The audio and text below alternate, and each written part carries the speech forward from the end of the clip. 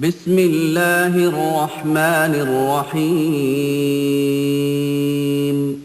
دامن دل بھرے دامن دل بھرے دیکھتے دیکھتے جب لگا نعرہ سرکار کے نام کا کہہ دیجیے سبحان اللہ جب لگا نعرہ سرکار کے نام کا جب لگا نعرہ سرکار کے نام کا الحمدللہ رب العالمین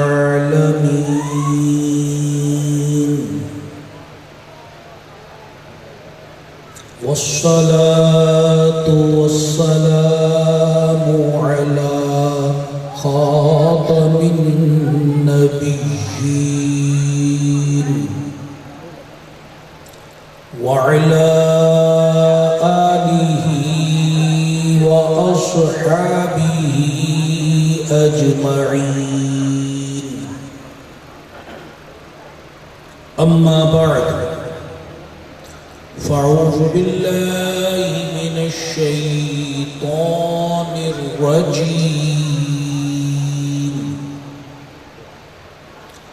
بسم الله الرحمن الرحيم أينما تكونوا يدرككم الموت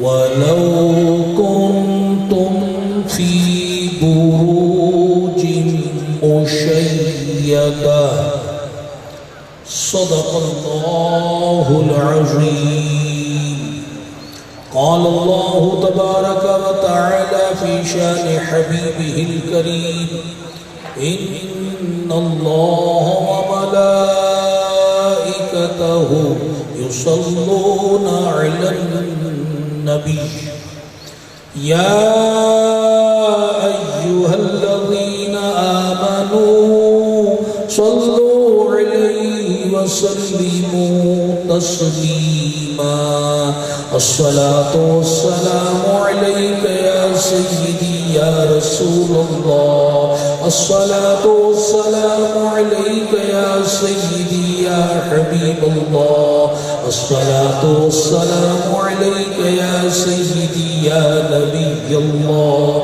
وعلى آلك وصحابك يا سيدي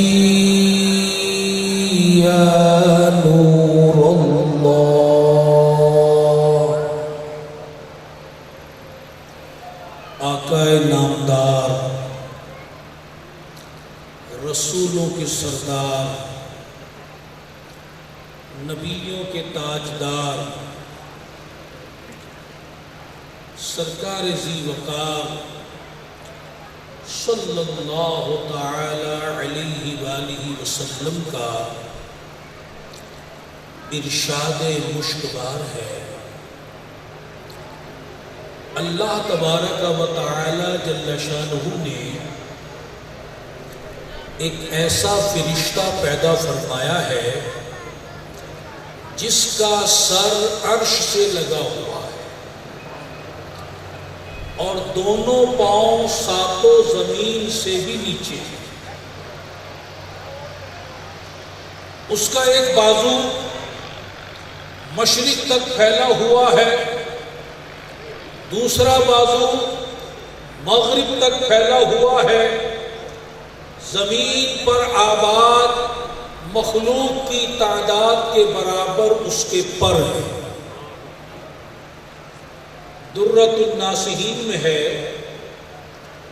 ماہ شعبان میں جب کوئی اللہ کے رسول پر درود بھیجتا ہے اللہ تعالی اس قوی القامت فرشتے کو حکم فرماتا ہے کہ وہ باہر نور میں غوطہ زن ہو عرش کے نیچے نور کا سمندر کھاٹے مار رہا ہے، وہ فرشتہ اس میں غوطہ لگاتا ہے، باہر نکل کر اپنے پروں کو پھڑپھڑاتا ہے، اس کے پروں سے نوری قطرے جھڑتے ہیں، اللہ تعالی ہر قطرے کے بدلے ایک نیا فرشتہ پیدا فرماتا ہے۔ اب جو یہ لاکھوں کروڑوں فرشتے پیدا ہو گئے، رب کریم ان سے فرماتا ہے میرے نبی کے غلام نے میرے نبی پر درود بھیجا، جس کی برکت سے میں نے تمہیں پیدا کیا، اب یہ تمہاری ڈیوٹی ہے تا قیام قیامت اس درود پاک پڑھنے والے کے لیے بخشش کی دعائیں کرتے رہو۔ صلو علی النبی صلی اللہ تعالی علیہ وآلہ وسلم۔ سیدنا حضور غوث پاک شہنشاہ بغداد رضی اللہ تعالی عنہ شعبان المعظم کے بارے میں ارشاد فرماتے ہیں وَهُوَ شَهْرُ الصَّلَاةِ عَلَى النَّبِيِّ الْمُخْتَارِ، کہ یہ وہ مہینہ ہے کہ جو نبی پاک صلی اللہ علیہ وسلم پر درود پاک بھیجنے کے لیے خاص ہے۔ ویسے تو ہر مہینے سرکار صلی اللہ علیہ وسلم کہ حضور درود پاک کے نذرانے پیش کرنے چاہیے، لیکن شعبان وہ مقدس مہینہ ہے جس کو ہمارے آقا و مولا صلی اللہ علیہ وسلم نے فرمایا شعبان شہری، کہ شعبان میرا مہینہ ہے۔ غوث پاک فرماتے ہیں یہ مہینہ حضور پر درود بھیجنے کے لیے خاص مہینہ ہے۔ جیسے دن تو سارے اچھے ہیں اور ہر دن میں درود و سلام بھیجنا چاہیے، مگر جمعہ کا دن درود بھیجنے کے لیے خاص ہے۔ ایسے ہی ہر مہینے حضور کی خدمت میں درود پاک بھیجنا چاہیے، لیکن شعبان کا مہینہ حضور کی بارگاہ میں درود و سلام کے گجرے پیش کرنے کے لیے خاص مہینہ ہے۔ تو ہمیں چاہیے کہ اس مہینے میں کثرت کے ساتھ درود و سلام پڑھا کریں۔ اللہ تعالیٰ توفیق عطا فرمائے۔ صلو علی النبی صلی اللہ تعالی علیہ وآلہ وسلم۔ محترم بھائیوں اور بزرگوں، ماہ شعبان میں ایک دعا پڑھی جاتی ہے جس کا بہت اجر و ثواب ہے، تو آئیے ہم وہ دعا پڑھ لیتے ہیں تاکہ اس کی فضیلت ہمیں بھی حاصل ہو۔ پڑھیے الصلاۃ والسلام علیک یا سیدی یا رسول اللہ وعلی آلک واصحابک یا سیدی یا حبیب اللہ لا الہ الا اللہ ولا نعبد الا ایاہ مخلصین لہ الدین ولو کرہ الکافرون۔ الصلاة والسلام علیک یا سیدی یا نبی اللہ وعلی آلک واصحابک یا سیدی یا نور اللہ۔ ام المؤمنین سیدہ عائشہ صدیقہ طیبہ طاہرہ رضی اللہ تعالی عنہا ارشاد فرماتی ہیں میں نے بارگاہ رسالت صلی اللہ علیہ وسلم میں عرض کیا یا رسول اللہ صلی اللہ تعالی علیہ وسلم، کیا کوئی ایسا بھی شخص ہے جو میدان جہاد میں تو شہید نہ ہو مگر شہیدوں میں اس کا شمار ہو؟ تو آپ صلی اللہ تعالی علیہ وآلہ وسلم نے ارشاد فرمایا کہ ہاں، جو شخص روزانہ 20 مرتبہ موت کو یاد کر لے وہ شہیدوں میں شمار ہوگا۔ صلو علی النبی صلی اللہ تعالی علیہ وآلہ وسلم۔ محترم بھائیوں اور بزرگوں اور مجھے پردے میں رہ کر سننے والی میری محترم ماؤں، بہنوں، بیٹیوں، منقول ہے سیدنا امام حسن بصری رحمت اللہ علیہ پہلے ہیرے جواہرات کی تجارت کیا کرتے تھے۔ ایک مرتبہ تجارت کی غرض سے ملک روم تشریف لے گئے۔ اب ہیرے جواہرات گلی بازاروں میں تو فروخت نہیں ہوتے، نہ عام آدمی ان کو خریدتا ہے، یہ تو بادشاہوں کے محلات میں، وزراء کے محلات میں، امیر و کبیر لوگوں کے محلات میں جا کر پیش کیے جاتے ہیں۔ چنانچہ سیدنا امام حسن بصری رحمت اللہ علیہ کے تعلقات وزراء سے تھے، بادشاہوں سے تھے، امراء سے تھے۔ تو جب آپ ملک روم تشریف لے گئے تو وہاں کے وزیر کے محل پر پہنچے، ملاحظہ فرمایا کہ وہ وزیر کہیں جانے کی تیاری کر رہا ہے۔ آپ وہاں کچھ دیر بیٹھے ہی تھے کہ وزیر کہنے لگا، اے حسن، کیا تم میرے ساتھ چلنا پسند کرو گے؟ آپ نے فرمایا کیوں نہیں؟ اس نے ایک کی بجائے 2 گھوڑوں کی سواری تیار کرا اور آپ وزیر کے ساتھ گھوڑے پر سوار ہو کر چل پڑے۔ وزیر چلتے چلتے ایک جنگل بیاباں میں پہنچا اور وہاں جا کر ٹھہرا۔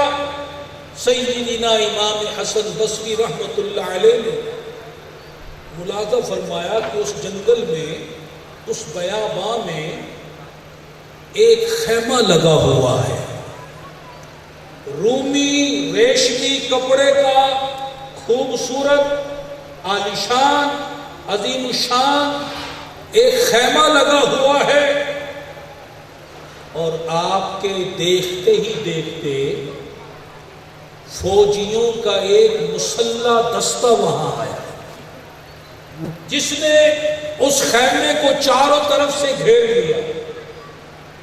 کچھ دیر وہ فوجی وہاں کھڑے رہے، انہوں نے کچھ باتیں کی، کچھ کہا، اس کے بعد وہ وہاں سے چلے گئے۔ سپاہیوں کے جانے کے بعد علماء کا ایک وفد آ گیا۔ علماء اور باحشمت لوگوں کا وفد پہنچا، خیمے کے چاروں طرف کھڑے ہو گئے، کچھ دیر کھڑے رہے، کچھ انہوں نے کہا، وہ بھی چلے گئے۔ ان کے جانے کے بعد حکما، حکیم، صاحب علم و حکمت، ان کا وفد آ گیا۔ انہوں نے بھی خیمے کے چاروں طرف گھیرا لگا لیا. کچھ دیر کھڑے رہے, کچھ کہا اور چلے گئے. ان کے بعد حسین و جمیل کنیزیں اپنے سر پر سونے کے تھال جس میں ہیرے جواہرات رکھے ہوئے تھے وہ لے کر آئیں اور خیمے کے چاروں طرف کھڑی ہو گئی. کچھ دیر کھڑی رہی, پھر انہوں نے کچھ کہا, وہ بھی چلی گئی. اس کے بعد بادشاہ اپنے وزیروں کے ہمراہ آیا اور انہوں نے اس خیمے کو چاروں طرف سے گھیر لیا. بادشاہ وزراء کے ساتھ کچھ دیر کھڑا رہا, پھر اس نے بھی کچھ کہا, وہ چلا گیا. سیدنا امام حسن بصری رحمت اللہ علیہ یہ منظر دیکھ رہے ہیں. آپ بڑے حیران ہوئے, بڑے متعجب ہوئے. اس سے پہلے ایسا نظارہ نہیں دیکھا تھا. جس وزیر کے ساتھ آئے تھے اس سے پوچھنے لگے یہ کیا ماجرا ہے. اس وزیر نے بتایا کہ یہ جو خیمہ تمہیں دکھائی دے رہا ہے یہ اس بادشاہ کے بیٹے کی قبر ہے جو اس خیمے کے اندر موجود ہے. کچھ عرصہ پہلے, کچھ سالوں پہلے اس جوان سالہ شہزادے کا انتقال ہو گیا. بادشاہ نے اسے یہاں دفن کر دیا. ہر سال اسی طرح لوگ یہاں جمع ہوتے ہیں. سب سے پہلے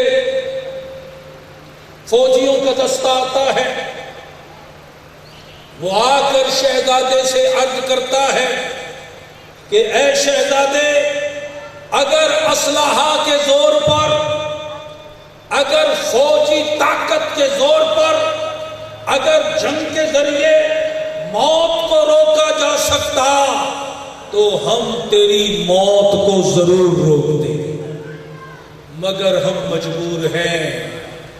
موت نہ اسلحہ سے رکتی ہے, نہ فوجیوں کے روب و دبدبا سے رکتی ہے, نہ جنگ و جدال سے رکتی ہے. ہم معذور ہیں اے شہزادے, ہم تیری موت کو ٹال نہ سکتے. فوجیوں کے جانے کے بعد علماء کا وفد آتا ہے. وہ آ کر شہزادے سے مخاطب ہو کر یوں کہتا ہے کہ اے شہزادے, اگر دولت علم کے ذریعے, دعاؤں کے ذریعے موت کو روکا جا سکتا تو ہم دعائیں کر کے اپنی دولت علم کے ذریعے تیری موت کو روکتے, مگر نہ دولت علم سے موت رکتی ہے نہ دعاؤں سے رکتی ہے. جب موت کا وقت آ جاتا ہے وہ بندے کو آ دبوچتی ہے. علماء کے جانے کے بعد حکماء آتے ہیں, وہ شہزادے سے یوں عرض گزار ہوتے ہیں کہ اے شہزادے, اگر حکمت کے بل بوتے پر موت کو ٹالا جا سکتا تو ہم ایڑی چوٹی کا زور لگا دیتے, تیری موت کو روکتے, مگر موت کے آگے ہمارا علم و حکمت سب کا سب دھرے کا دھرا رہ جاتا ہے. حکماء کے جانے کے بعد کنیزیں آتی ہیں, وہ آ کر کہتی ہیں کہ اے شہزادے, اگر حسن و جمال کے ذریعے, ہیرے جواہرات کے ذریعے موت کو روکا جا سکتا, موت کو ٹالا جا سکتا تو ہم ایسا کر لیتی, مگر موت اٹل ہے, وہ آ کر ہی رہتی ہے. ان کے جانے کے بعد بادشاہ وزراء کے ساتھ حاضر ہوتا ہے اور آ کر عرض کرتا ہے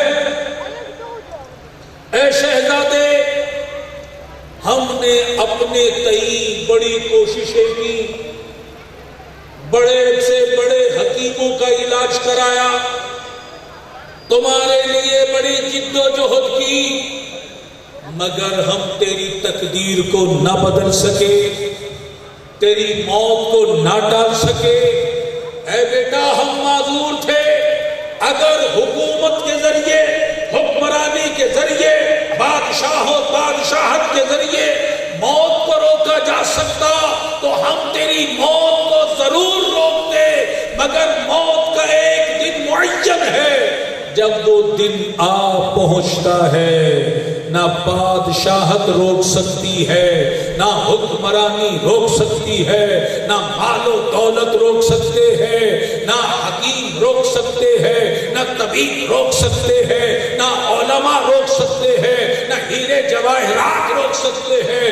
اے بیٹے ہم معذور ہیں، اب ہم تجھ سے اجازت چاہتے ہیں، تجھ پر ہمارا سلام ہو، اگر زندگی نے وفا کی تو آئندہ سال ہم تمہارے پاس پھر آئیں گے۔ سیدنا امام حسن بصری رحمت اللہ علیہ آپ نے جب یہ بات سنی، آپ اللہ کے حضور گڑ گڑانے لگے، توبہ و استغفار کرنے لگے، ہیرے جواہرات کی تجارت کو چھوڑ دیا، دنیا کی حقیقت آپ کے سامنے عیاں ہو گئی، آخرت کا منظر نگاہوں کے سامنے گھومنے لگا، رب تعالیٰ کے حضور توبہ کی، دنیا سے کنارہ کشی اختیار کی اور فکر آخرت میں مصروف ہو گئے۔ جناب علمی نے ہمیں کیا خوب سمجھایا، بو علی سے بھی ہزاروں آئے دنیا میں طبیب، موت کی دارو کہیں سے پر نہ لائے چل بسے، ساتھ جن کے تھا یہاں پر لشکر فوج سپاہ، بے کسانہ قبر کے اندر اکیلے چل بسے، بے کسانہ قبر کے اندر اکیلے چل بسے، ایک ساعت بھی نہ ٹھہرے جن کا وعدہ آ گیا، جی کے جی ہی میں رہے ارمان، وہ دنیا سے چل بسے، جی کے جی ہی میں رہے ارمان سارے چل بسے، ہائے کوئی بھی نہ پلٹا اور نہ بھیجی کچھ خبر، چپ کے ہو کے شہر خاموشاں میں ایسے چل بسے، چل بسیں گے ایک دن ہم بھی اسی صورت سے آج میں بھی سوچوں آپ بھی سوچیں، جتنے بھائی بہنیں اس اجتماع میں موجود ہیں وہ اس حقیقت پر غور کریں، چل بسیں گے ایک دن ہم بھی اسی صورت سے جس طرح سے زمین یہ لوگ اگلے چل بسے، ہم بیان اوروں کا جیسے کرتے ہیں اس طرح دوست کل ہم کو کہیں گے آج وہ بھی چل بسے۔ میرے محترم بھائیوں اور بزرگوں، اس شہزادے کے واقعہ سے عبرت حاصل کرو۔ یہ واقعہ ہمیں یہ درس دے رہا ہے، ہم جتنے بڑے مالدار کیوں نہ ہوں، جتنے بڑے غریب کیوں نہ ہو، ہم جتنے بڑی کوٹھی کے رہنے والے کیوں نہ ہو، خواہ جھوپڑی میں ہماری رہائش ہو، ہم فیکٹریوں کے مالک ہوں یا کوڑی کوڑی کے मोहताज हो। ना हमारी गुर्बत मौत को रोक सकती, ना हमारी अमारत मौत को रोक सकती, ना हमारा मालो दौलत बैंक बैलेंस हमारी मौत को रोक सकता, और ना हमारी उसरत हमारी मौत को रोक सकती। जब मौत आती है मालो दौलत भी धरे के धरे रह जाते हैं।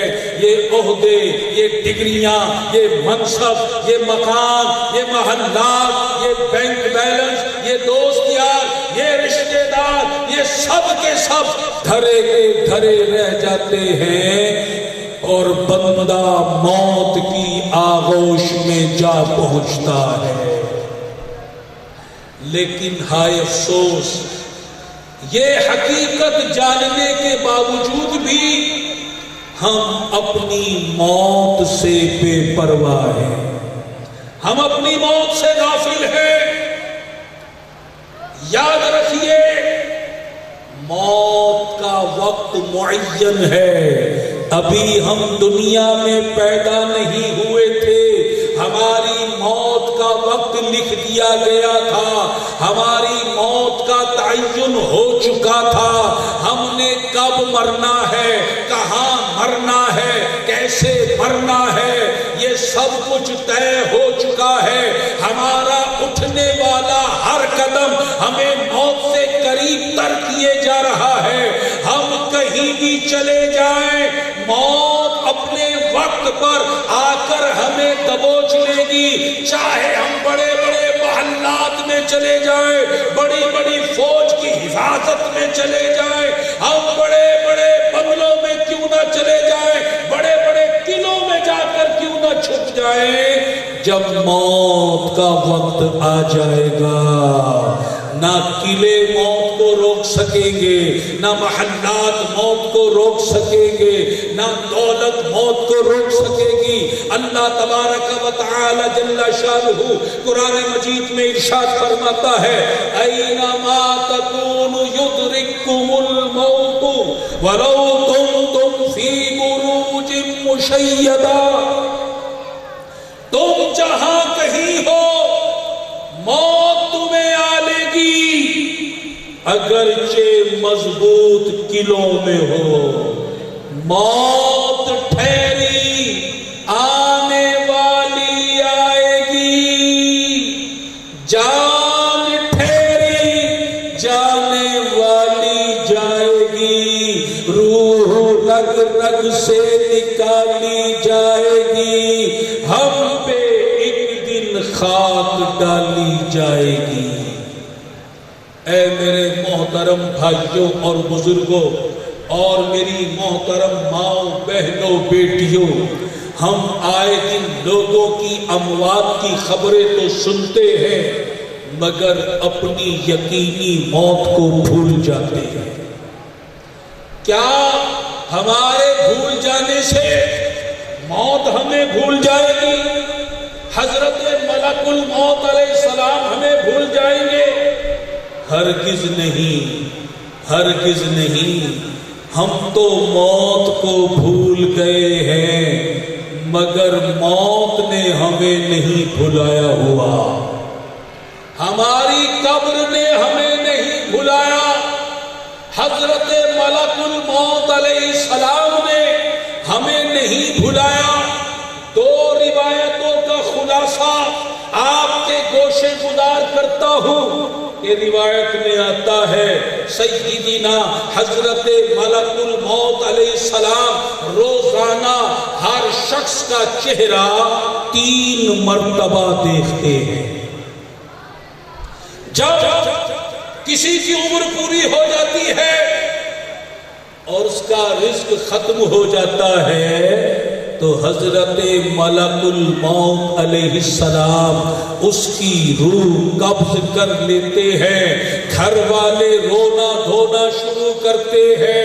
हजरत मलकुल मौत अलैहिस्सलाम उस घर के दरवाजे के पट को पकड़ कर खड़े होते हैं और फरमाते हैं कि ऐ लोगों, मैं तुम्हारा कसूरवार नहीं हूं, मैं तो अल्लाह ताला की طرف سے مامور ہوں، میں نے تمہارے اس عزیز کا رزق نہیں کھایا، میں نے وقت سے پہلے اس کی روح کو قبض نہیں کیا ہے، تم اس کی فکر کر رہے ہو، اپنی فکر کرو، میں جب تک آتا رہوں گا جب تک تم میں سے ایک بھی اس گھر میں موجود ہے، چاہے کوئی محلات کا رہنے والا ہو، چاہے کوئی جھونپڑی میں رہنے والا ہو، کوئی پہاڑوں پر بسنے والا ہو، میدانی علاقوں میں رہنے والا ہو، میں نے ہر ایک کے پاس آنا ہے،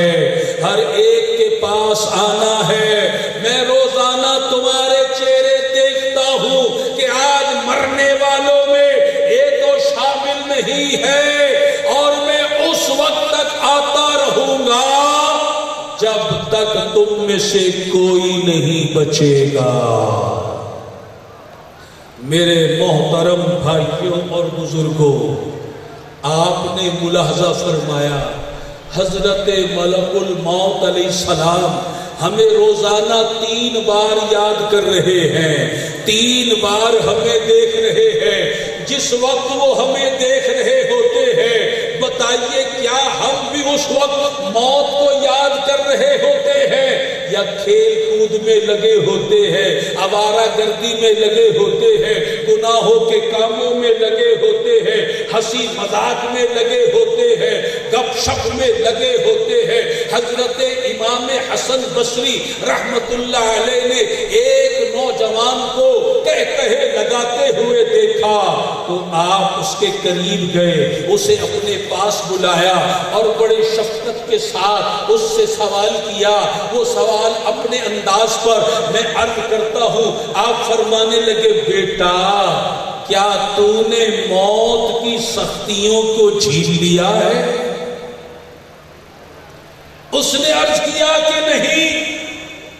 کیا منکر نکیر کے سوالوں کے جواب تم نے دے دیے ہیں؟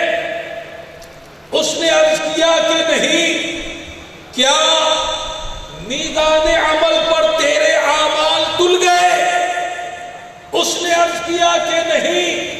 کیا پل صراط سے تیرا گزر ہو گیا؟ اس نے عرض کیا کہ نہیں۔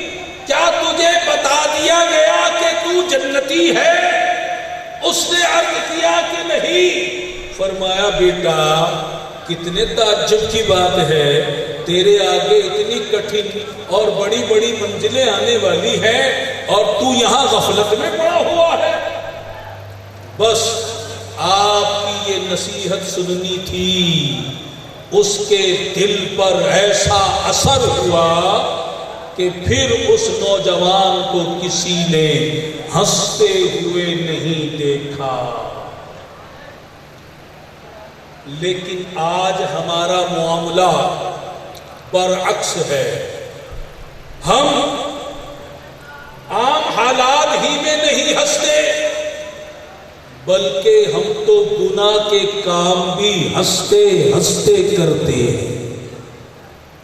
حضرت سیدنا ابن عباس رضی اللہ تعالی عنہما ارشاد فرماتے ہیں، جو گناہ کرے اور ہنس رہا ہو وہ اس حال میں دوزخ میں جائے گا کہ وہ رو رہا ہوگا۔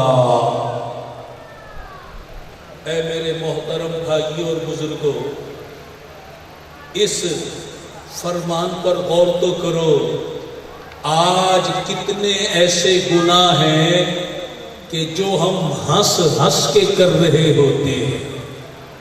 دیکھیے کتنے لوگ ہنستے ہنستے جھوٹ بولتے ہیں، ہنستے ہنستے گالیاں نکالتے ہیں، ہنستے ہنستے غیبتیں کرتے ہیں، ہنستے ہنستے بدنگاہیاں کرتے ہیں، ہنستے ہنستے فلمیں دیکھتے ہیں، ہنستے ہنستے ڈرامے دیکھتے ہیں، ہنستے ہنستے گانے باجے سنتے ہیں، ہنستے ہنستے غیر عورت کے ساتھ باتیں کرتے ہیں، اور عورتیں غیر مردوں سے ہنستے ہنستے باتیں کرتی ہیں، ہنستے ہنستے شادی بیاہ میں ڈھول باجے بجائے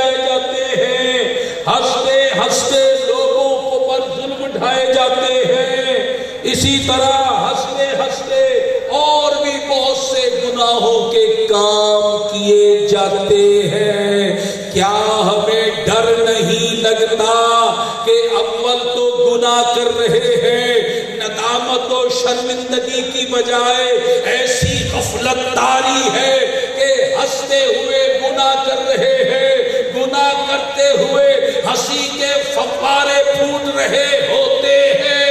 اگر اللہ تبارک و تعالی اس بات پر ہم سے ناراض ہو گیا تو کہیں ایسا نہ ہو کہ ہمیں دوزخ میں ڈال دیا جائے اور روتے روتے دوزخ میں جایا جائے. جاگنا ہے جاگ لے, افلاک کے سایہ تلے, حشر تک سونا پڑے گا خاک کے سایہ تلے.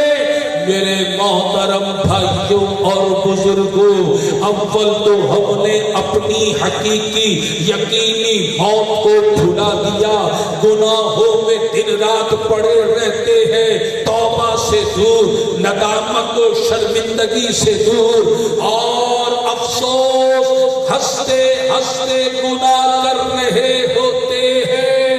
ایسی غفلت طاری ہے کہ اپنے انجام سے بے خبر ہے. آج گناہ تو کرتے ہیں, گناہوں کے انجام سے غافل ہو گئے ہیں. آئیے ہم چند واقعات پر غور کرتے ہیں. سیدنا امام جلال الدین سیوطی رحمۃ اللہ علیہ شرح الصدور میں نقل فرماتے ہیں, حضرت عبداللہ بن عیسیٰ رحمۃ اللہ علیہ نے روایت فرمایا کہ ایک کفن چور نے توبہ کر لی, کفن چوری سے توبہ کر لی. لوگوں نے اس سے کہا کہ جب تو کفن چرایا کرتا تھا کیا کوئی ایسا منظر بھی تو نے دیکھا جو عجیب و غریب ہو؟ اس نے کہا کہ ہاں, ایک مرتبہ میں نے ایک قبر کو کھودا, میں حیران رہ گیا, خوف زدہ ہو گیا. میں نے کیا دیکھا کہ مردے کے تمام بدن پر کیلیں گڑی ہوئی ہیں. وہ مردہ جسے کچھ دیر پہلے اس کے عزیز رشتہ دار دفن کر کے چلے گئے, پھر رات کی تاریکی میں کفن چرانے کے لیے جب میں پہنچا تو میں نے دیکھا کہ مردے کے جسم پر کیلیں گڑی ہوئی ہیں. ایک بہت بڑی کیل سر میں ٹھکی ہوئی ہے اور ایک بڑی کیل دونوں پاؤں میں پیوستہ ہے. ایک اور کفن چور سے یہی سوال کیا گیا. اس نے بتایا ایک مرتبہ قبرستان میں گیا, میں نے وہاں ایک کھوپڑی دیکھی, ایک مردے کا سر دیکھا, اس میں سیسا پگھلا کر ڈالا گیا تھا. امام جلال الدین سیوطی رحمۃ اللہ علیہ روایت کرتے ہیں کہ امام بہقی علیہ رحمہ نے روایت فرمایا کہ ایک شخص قبرستان سے گزر رہا تھا کہ اچانک اس نے ایک قبر سے ہائے ہائے کی آواز سنی. وہ ٹھٹک کر وہیں رک گیا, خوف زدہ ہو گیا. قبر کے قریب ہوا تو اندر سے اس نے آواز سنی, کوئی کہنے والا کہہ رہا تھا کہ یہ تیرے بدعمالیوں, تیرے کرتوتوں کا نتیجہ ہے. دنیا میں جو تو بدعملی کر کے آیا ہے اس بدعملی نے قبر میں تجھے رسوا کر دیا. اور امام جلال الدین سیوطی رحمۃ اللہ علیہ ایک اور واقعہ بیان فرماتے ہیں کہ ایک شخص ساحلی کنارے پر رہتا تھا، اس کی بیوی کا انتقال ہو گیا۔ بیوی کو دفنا کر جب گھر پہنچا تو اسے یاد آیا کہ اس کے پاس جو ایک رومال میں رقم بندھی ہوئی تھی وہ تو قبر میں گر گئی تھی، جسے میں اٹھانا بھول گیا۔ اب پریشان کہ کیا کروں، رقم بھی بڑی ہے، چھوڑی نہیں جا سکتی، اور قبر سے کیسے نکالوں؟ وقت کے ایک عالم کے پاس پہنچا، ان کی منت سماجت کی، انہیں ساتھ لیا اور لے کر اپنی بیوی کی قبر پر پہنچا، قبر کو کھودا۔ عالم صاحب قبر کے کنارے کھڑے ہیں اور یہ شخص قبر کے اندر اتر گیا۔ جب قبر میں اترا تو کیا دیکھتے ہیں؟ تھوڑی دیر پہلے، تھوڑے گھنٹوں پہلے جس بیوی کو دفنایا تھا، اس کی پاؤں، اس کی ٹانگیں اس کے سر کے بالوں سے بندھی ہوئی ہیں۔ اب بیوی کو اس حال میں دیکھا، اس تکلیف میں دیکھا، اس عذاب میں دیکھا، نہ رہ سکا، ہاتھ ڈالا کہ بال کھول دوں، نہ کھول سکا، دوبارہ کوشش کی، سہزارہ کوشش کی، نہ کھول سکا، پورا زور لگا کر کھولنا چاہا، اللہ کا غضب نازل ہوا، وہ اور اس کی بیوی دونوں زمین میں دھسا دیے گئے۔ عالم صاحب کنارے پر کھڑے یہ منظر دیکھ رہے تھے، ایسے خوفزدہ ہوئے کہ بے ہوش ہو کر گر پڑے، ایک دن اور ایک رات بے ہوش پڑے رہے۔ وقت کے بادشاہ کو اطلاع دی گئی، وہ آیا اور علماء کو بلایا اور انہوں نے یہ منظر دیکھا۔ اے میرے محترم بھائیوں اور بزرگوں، یہ 4 قبروں کا منظر جو ہم نے، آپ نے سنا، میں نے سنا، غور تو کرو، چند گھنٹے پہلے جنہیں قبر میں دفنایا گیا، مسلمانوں کے قبرستان میں دفنایا گیا، تو کسی کے سر میں پگھلا ہوا سیسا ڈالا گیا ہے، کسی کے بدن پر کیلیں ٹھکی ہوئی ہیں، کسی کے پاؤں سر کے ساتھ بندھے ہوئے ہیں، اور کسی کے قبر سے آہیں نکل رہی ہیں۔ غور تو کرو، آخر کوئی تو گناہ انہوں نے ایسا کیا ہوگا جس پر اللہ تعالی ناراض ہو گیا، ان کی پکڑ فرما لی اور قبر کے عذاب میں، برزخ کے عذاب میں وہ مبتلا ہو گئے۔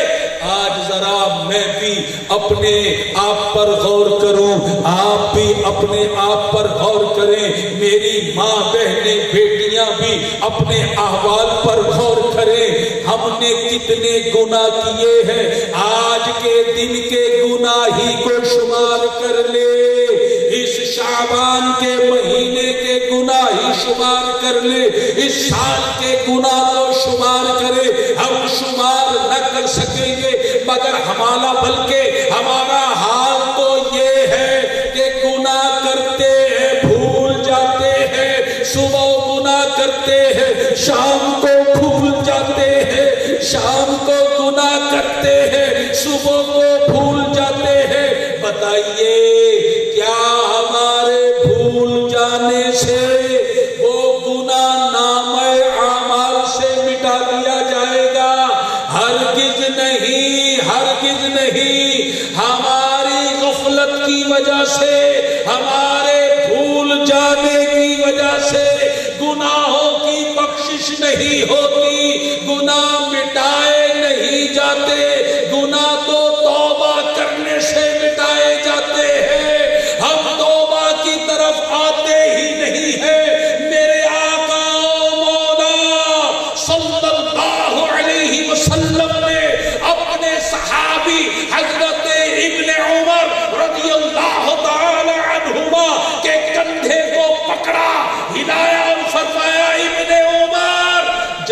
صبح ہو جائے تو شام کا خیال دل میں نہ لانا، شام کی پلاننگ نہ کرنا، شام کے لیے منصوبے نہ بنانا، جب شام مل جائے تو صبح کا خیال دل میں نہ لانا، موت کو ہر وقت یاد رکھنا، صبح ہو تو یاد کرنا شام کو مر نہ جاؤں، شام ہو تو خیال کرنا صبح ہونے سے پہلے نہ مر جاؤں۔ میرے آقا تو صحابہ کو یہ تعلیم دے رہے ہیں، اور ایک ہم ہیں دن رات غفلت میں پڑے ہوئے ہیں، قبرستان کے قریب سے گزرتے ہیں، تب بھی ہمیں اپنی موت یاد نہیں آتی۔ شب برات کے موقع پر لوگ قبرستان اپنے عزیزوں کی قبروں پر جاتے ہیں، عزیزوں کی قبروں کو تو یاد کرتے ہیں مگر اپنی قبروں کو بھلا دیتے ہیں۔ دنیا میں گناہ ہی گناہ کیے جا رہے ہیں، کبھی غور کیا ان گناہوں کا انجام کیا ہوگا؟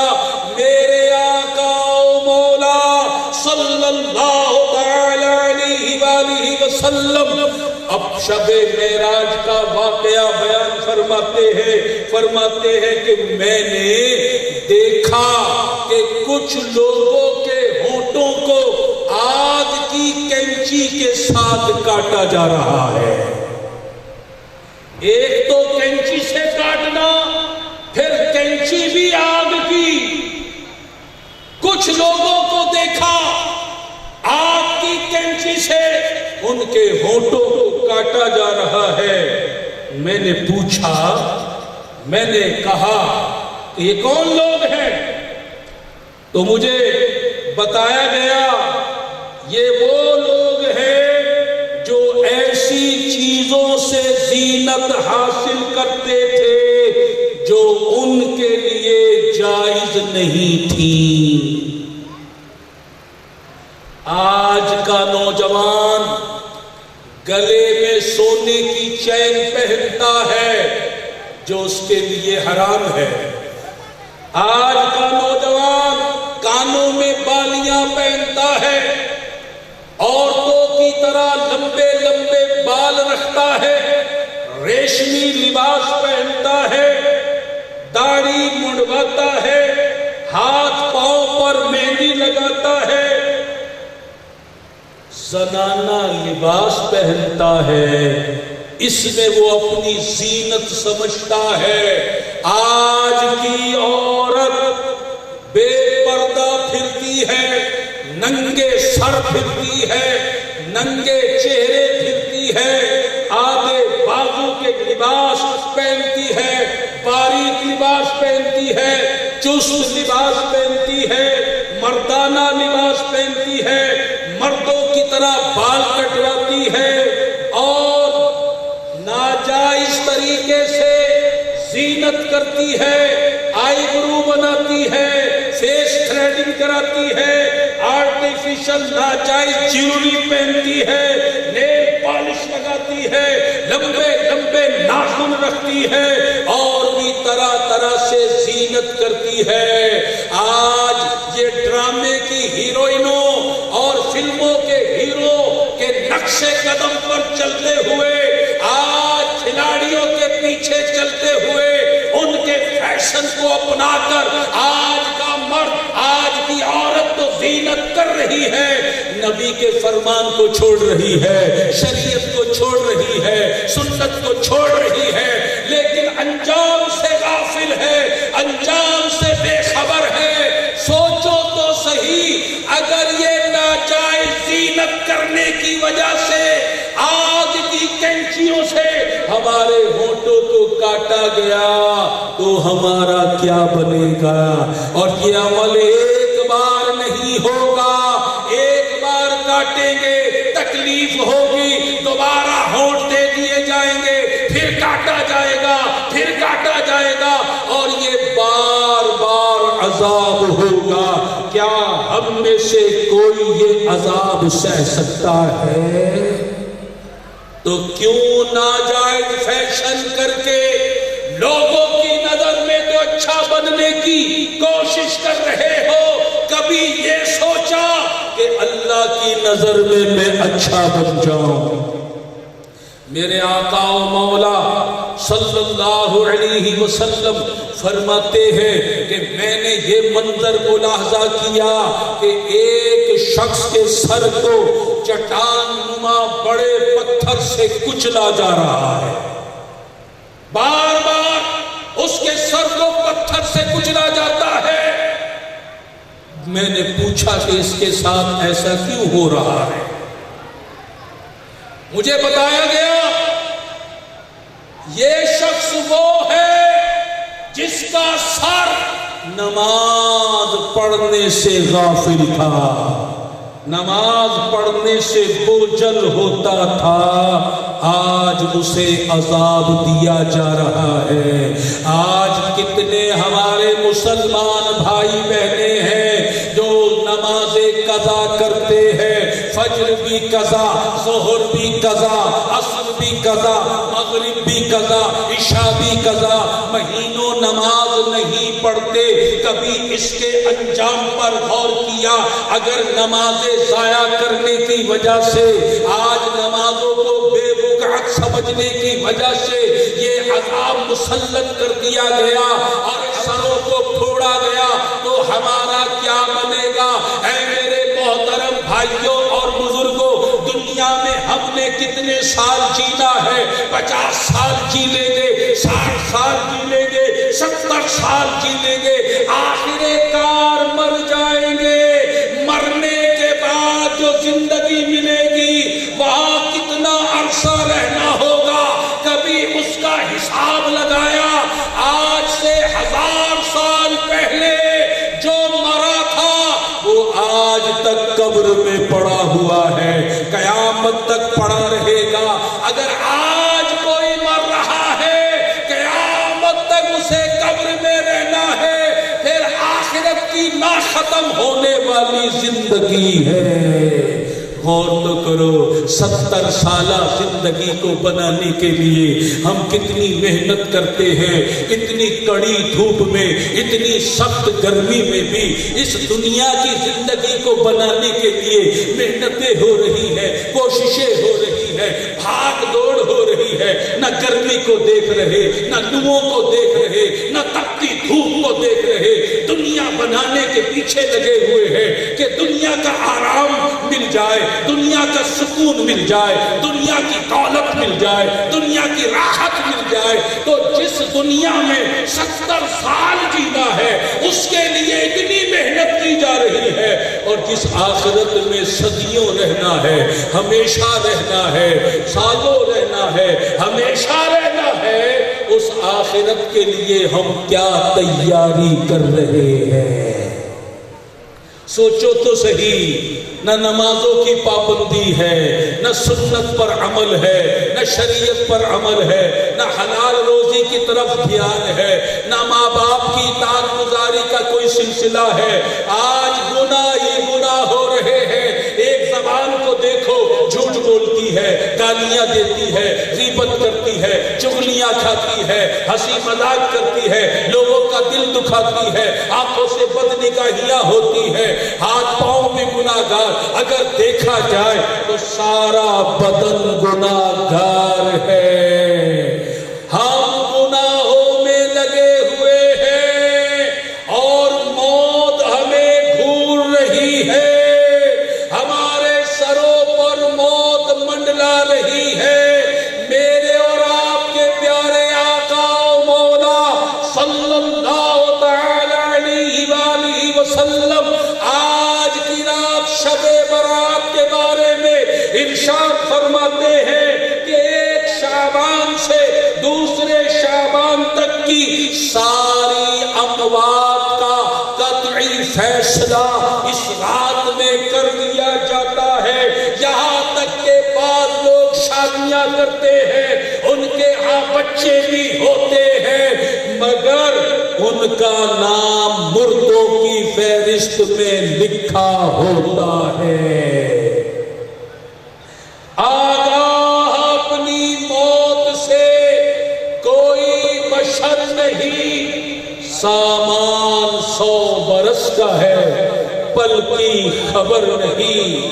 اے میرے محترم بھائیوں اور بزرگوں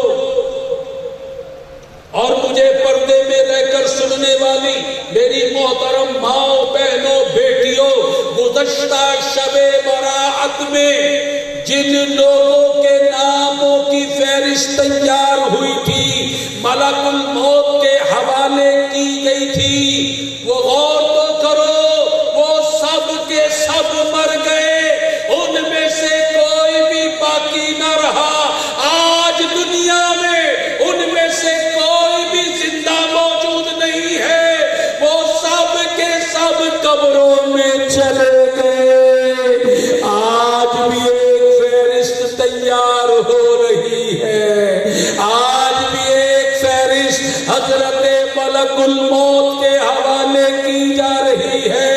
اگر آج کی فہرست میں ہمارا نام چڑھ گیا تو ان قریب ہم بھی مر جائیں گے۔ موت ہمیں آ دبوچے گی، وہ موت جس کا ایک وار تلوار کے 1000 واروں سے زیادہ سخت ہے، وہ موت جس کے بارے میں حضرت شداد بن اوس رحمت اللہ تعالی علیہ فرماتے ہیں کہ موت کا ایک جھٹکا زندہ دیگوں میں ابالے جانے سے زیادہ سخت ہے۔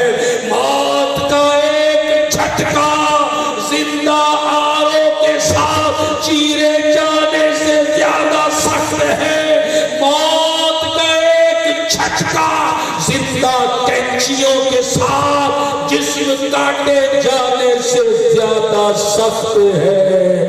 آج لوگ مر رہے ہیں، کوئی ہسپتال میں مر رہا ہے، کوئی گھر میں مر رہا ہے، کوئی روڈ ایکسیڈنٹ میں مر رہا ہے، کوئی ہارٹ اٹیک میں مر رہا ہے۔ کچھ لوگوں کی خبریں تو ہمارے پاس آ جاتی ہیں، کتنے ایسے ہیں جن کی خبریں بھی ہم تک نہیں پہنچتی۔ وہ دن بھی آنے والا ہے کہ جب ہم مر جائیں گے، بستر مرگ پر پڑے ہوں گے، ہمارے گھر والے پریشان ہوں گے، ہماری زبان گونگی ہو چکی ہوگی، آنکھوں کے سامنے موت کے فرشتے دکھائی دے رہے ہوں گے، موت ہی موت ہمارے سامنے ہوگی۔ ذرا اس وقت کو یاد کرو، کچھ دیر کے لیے آنکھیں بند کر لو، سروں کو جھکا لو، اپنی موت کو یاد کرو، اس وقت کو یاد کرو جب ہمارے پاؤں کی طرف سے حضرت ملک الموت اور ان کے فرشتے روح نکال رہے ہوں گے، ہمارا جسم ٹھنڈا پڑ رہا ہوگا۔ جب روح نکل جائے گی، ہم بے حس و حرکت چارپائی پر پڑے ہوں گے، ہمارے مرنے کا سن کر ماں رو رہی ہوگی، باپ غم زدہ ہوگا، بہن آنسو بہا رہی ہوگی، بھائی غم سے نڈھال ہوگا، اور پھر جس طرح پہلے مرنے والوں کے ساتھ ہوتا رہا اسی طرح ہوگا۔ نہانے والا تختہ لایا جائے گا، ہمارا کفن لایا جائے گا، تختے پر لٹا کر ہمیں غسل دیا جائے گا، کفن پہنایا جائے گا، جنازہ تیار ہوگا، اور پھر ہمارے جنازے کو جب اٹھایا جائے گا، گھر والوں سے کہا جائے گا آخری دیدار کر لو، چہرہ تمہیں دیکھنا نصیب نہیں ہوگا۔ اے بہن تو بھی بھائی کو دیکھ لے، اے ماں تو بھی بیٹے کو دیکھ لے، اب یہ تم سے گم ہو رہا ہے، ہمارے جنازے کو اٹھا دیا جائے گا۔ گھر وہ گھر جو بڑی محنت سے بنایا، بڑی مشقت سے بنایا، آج وہ گھر چھوٹ رہا ہے، یہ گلیاں چھوٹ رہی ہے، یہ محلہ چھوٹ رہا ہے، یہ شہر چھوٹ رہا ہے، یہ جہان چھوٹ رہا ہے، دوسرے جہان کی طرف جا رہے ہیں۔ نماز جنازہ ادا کی جائے گی، ہمارے جنازے کو قبرستان میں لایا جائے گا۔ پہلے ہم دوسروں کے جنازے کے ساتھ آتے تھے، آج ہماری میت پڑی ہے، ہمیں قبر میں اتارا جا رہا ہے، ہماری قبر کو سیلوں سے بند کیا جا رہا ہے، مٹی سے بھرا جا رہا ہے۔ ہم قبر میں آ گئے، چاروں طرف اندھیرا ہی اندھیرا ہے، تنہائی کا عالم ہے، قبر سے دوست بھی چلے گئے، رشتے دار بھی چلے گئے، گھر والے بھی چلے گئے۔ حدیثوں میں آتا ہے جب مردے کو قبر میں بٹھا دیا جاتا ہے، منکر نکیر زمین کو پھاڑتے ہوئے قبر میں آتے ہیں، ان کی آنکھیں دیگ کی مانند بڑی بڑی ہوتی ہے، بال سر سے لمبے، کئی کئی ہاتھ لمبے ہوتے ہیں، بڑے کرخت لہجے کے ساتھ وہ سوال کرتے ہیں، من ربوں کا بتا تیرا رب کون ہے، دینوں کا بتا تیرا دین کیا ہے، قلت تقول فی حق ھذا الرجل، اور محبوب کریم کا چہرہ دکھا کر پوچھا جاتا ہے، بتا ان کے بارے میں تو کیا کہا کرتا تھا۔ جس پر اللہ کا کرم ہوگا، جس پر مصطفیٰ کریم کی نظر ہوگی، وہ تو سوالوں کے جواب دے دیتا ہے، اور جن سے اللہ رسول ناراض ہوتے ہیں ان سے سوالوں کے جواب نہیں دیے جاتے، پھر ان کی قبروں کی دیواریں آپس میں مل جاتی ہے، پسلیاں ٹوٹ جاتی ہے، قبر کو دوزخ کا کڑا بنا دیا جاتا ہے، جہنم کی کھڑکی کھول دی جاتی ہے، اور جن سے اللہ رسول راضی ہوتے ہیں ان کی قبر کو جنت کا باغ بنا دیا جاتا ہے، جنت کی کھڑکی کھول دی جاتی ہے، جنت کی کفن دے دیا جاتا ہے، اور اس سے کہا جاتا ہے دلہن کی طرح سو جا۔ اے میرے محترم بھائیوں اور بزرگوں، محترم ماں بہنوں بیٹیوں، سوچو تو صحیح، ہم اللہ کو راضی کر رہے ہیں یا ناراض کرنے والے کام کر رہے ہیں؟ کب تک اللہ کی ناراضی والے کام کریں گے، بدعمالیاں کریں گے، شریعت کے قانون توڑیں گے، قرآن و سنت کے خلاف زندگی گزاریں گے، ناجائز فیشن اپنائیں گے، نمازیں قضا کریں گے، لوگوں پر ظلم و ستم اٹھائیں گے، کب تک اللہ و رسول کی ناراضی والے کام کریں گے؟ کیا ابھی وہ وقت نہیں آیا کہ ہم اللہ کے حضور پکی سچی پختہ توبہ کر لے؟ آج وہ رات ہے، اللہ نے اپنے بندوں پر رحمت کے 300 دروازے کھول دیے ہیں۔ آج وہ رات ہے جس رات میں قبیلہ بنی کلب کی بکریوں کے بالوں کی تعداد کے برابر لوگوں کی بخشش کی جاتی ہے۔ آج وہ رات ہے غروب آفتاب سے طلوع صادق تک اللہ کی طرف سے صدائے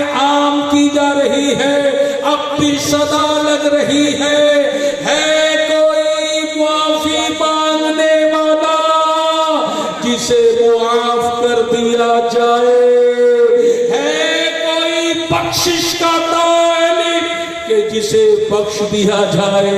ہے کوئی توبہ کرنے والا جس کی توبہ قبول کر لی جائے؟ اب دیر نہ کیجیے، اب دیر نہ کیجیے۔ میرے آقا فرماتے التائب حبیب اللہ، توبہ کرنے والا اللہ کا دوست ہے۔ والتائب من الذنب کمن لا ذنب لہ، جس نے اپنے گناہوں سے توبہ کی وہ ایسا ہو گیا جیسے اس نے گناہ کیا ہی نہیں۔ تو آؤ ندامت کے ساتھ روتے گڑ گڑاتے معافیا مانگتے ہوئے اللہ سے توبہ کرو، جلدی جلدی توبہ کر لو، موت کا کوئی پتہ نہیں۔ جھوٹ سے توبہ کر لو، غیبت سے توبہ کر لو، چغلی سے توبہ کر لو، گالیوں سے توبہ کر لو، نماز قضا کرنے سے توبہ کر لو، ماں باپ کو ستانے سے توبہ کر لو، سود کے لین دین سے توبہ کر لو، رشوت کے لین دین سے توبہ کر لو، جوا بازی سے توبہ کر لو، شراب نوشی سے توبہ کر لو، ڈنڈی مارنے سے، ملاوٹ کرنے سے، حرام کمانے سے توبہ کر لو، دھوکے دینے سے توبہ کر لو، لوگوں پہ ظلم و ستم ڈھانے سے توبہ کر لو، حقوق العباد تلف کرنے سے توبہ کر لو۔ آج اللہ کے حضور بد نگاہیوں سے توبہ کر لو، بے پردگی سے توبہ کر لو، بے حیائیوں سے توبہ کر لو۔ اب تک جو جو گناہ کیے ہیں اللہ کی طرف سے صدا بلند ہو رہی ہے کوئی توبہ کرنے والا کہ ہمارے حضور سچی توبہ کرے، ہم اس کی توبہ کو قبول کر لیں؟ تو آج ہی روتے گڑ گڑاتے اللہ کے حضور توبہ کر لو۔ جب بندہ اللہ کے حضور توبہ کرتا ہے اللہ تعالی اس کی توبہ کو قبول فرما دیتا ہے، اس کی بخشش فرما دیتا ہے۔ تو اے میرے محترم بھائیوں اور بہنوں اور بیٹیوں، جلدی جلدی توبہ کر لو، اور سارے بھائی توبہ کی نیت سے عہد کرو کہ آج کے بعد ہماری نماز قضا نہیں ہوگی۔ کہیے انشاءاللہ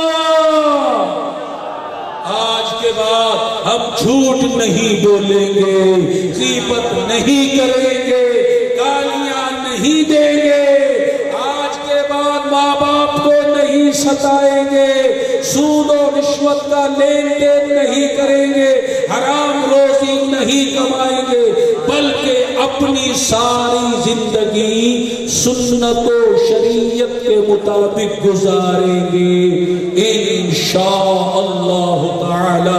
میرے محترم بھائیوں اور بزرگوں، تبلیغ اسلامی کا دینی ماحول ہمیں یہی دعوت دیتا ہے، اللہ کے حضور توبہ کرنے کی دعوت دیتا ہے، نیک اعمال کرنے کی دعوت دیتا ہے، گناہوں سے بچنے کی دعوت دیتا ہے۔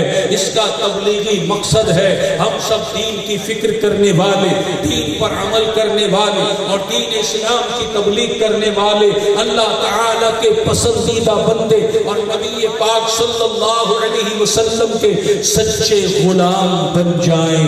آئیے آپ تبلیغ اسلامی کے دینی ماحول سے وابستہ ہو جائیے، انشاءاللہ یہ ماحول اس کی برکت سے آپ کے دل میں خوف خدا پیدا ہوگا، خوف خدا راسخ ہوگا، عشق رسول کی شمع فروزہ ہوگی، اللہ بھی یاد آئے گا، مصطفیٰ کریم بھی یاد آئیں گے، سنت و شریعت کا علم ملے گا، عمل کا جذبہ ملے گا، آخرت کی فکر ملے گی، قبر و حشر یاد آئیں گے، موت کی تیاری کا شوق ملے گا۔ یہ ماحول ہمارے لیے بہت ضروری ہے۔